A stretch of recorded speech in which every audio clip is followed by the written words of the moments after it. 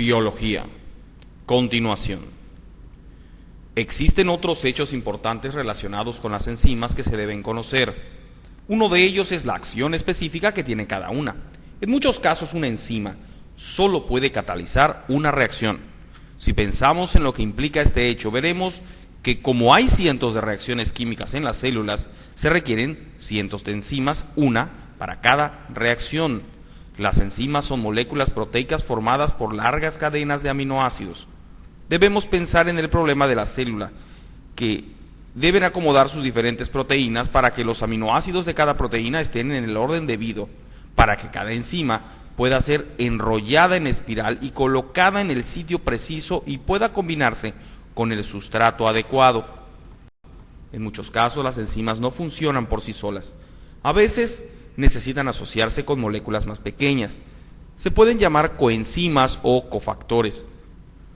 Algunas veces, estas coenzimas deben reaccionar directamente con una enzima antes de que pueda reaccionar la enzima. También pueden hacerlo con las moléculas del sustrato y ayudar a transferirlo a la línea de ensamble de las enzimas. Las vitaminas B son esenciales en nuestra dieta porque funcionan como coenzimas en las mitocondrias de nuestras células. Para nosotros estas vitaminas son esenciales por el hecho de que no pueden ser sintetizadas por nuestras células. Los enlaces más importantes son los que unen al segundo y tercer grupo fosfato. El rompimiento de estos enlaces libera una cantidad considerable de energía que utiliza la célula en diferentes procesos. El enlace se puede comparar con un resorte comprimido. Al romperse este enlace se libera energía y el tercer grupo fosfato se desenlaza de la molécula. El nuevo compuesto que resulta de esa reacción se llama difosfato de adesina, ADP. Cuando se le suministra suficiente energía, el ADP se puede unir con una molécula fosfato para rehacer la molécula ATP. Cuando esto ocurre, la energía se puede almacenar en el nuevo enlace que se forma, y esto se puede imaginar como un resorte que se está comprimiendo. La suma total de las reacciones químicas que se efectúan en la célula que toman moléculas alimenticias por separado y transfieren su energía al ATP recibe el nombre de respiración. A veces se usa el término respiración celular para que no se confunda con la respiración ordinaria, que es un proceso de intercambio de gases en los pulmones de los organismos superiores, procesos que a veces trabajan juntos y se les llama simplemente respiración.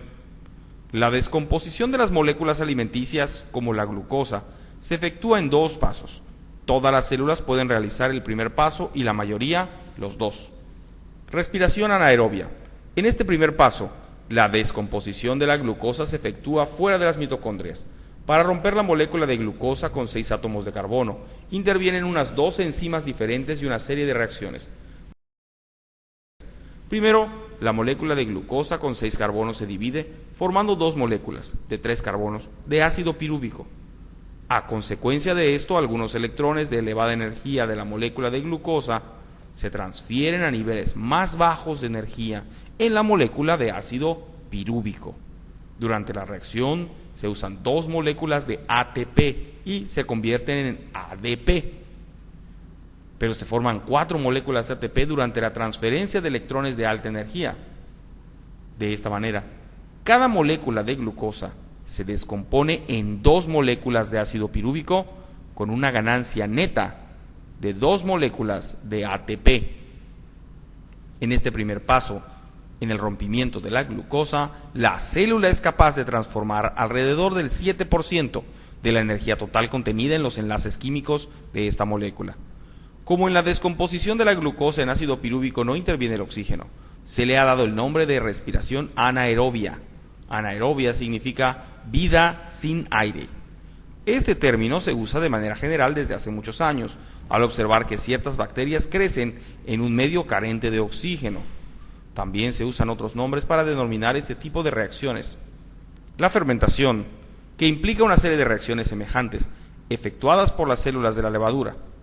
En este caso, en lugar de ácido pirúvico, el producto resultante es alcohol etílico y dióxido de carbono.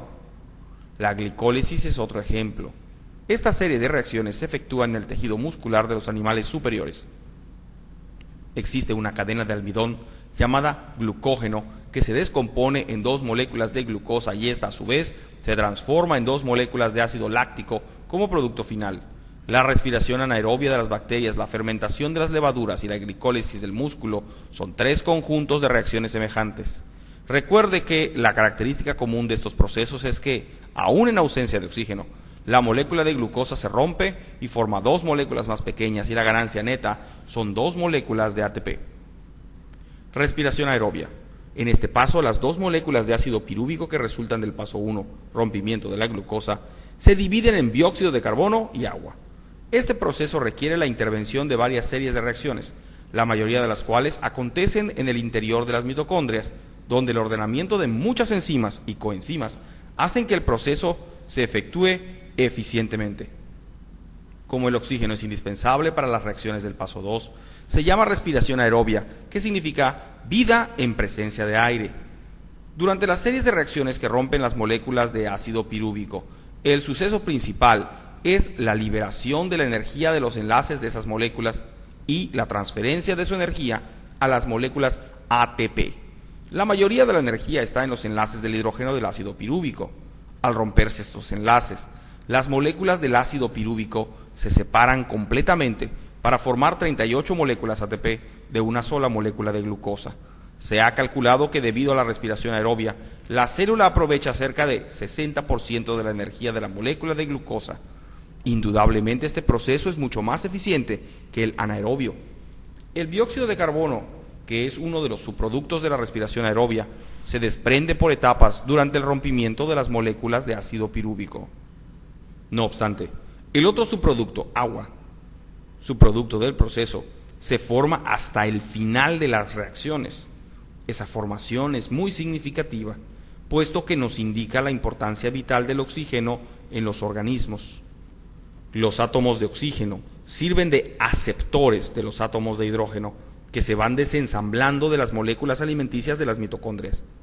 Sin la actuación del oxígeno, que a veces se le ha dado el nombre de esponja de hidrógeno, el proceso aerobio llegaría a detenerse. Si la respiración aerobia se detuviera, el resultado inmediato sería la muerte de muchas de las células.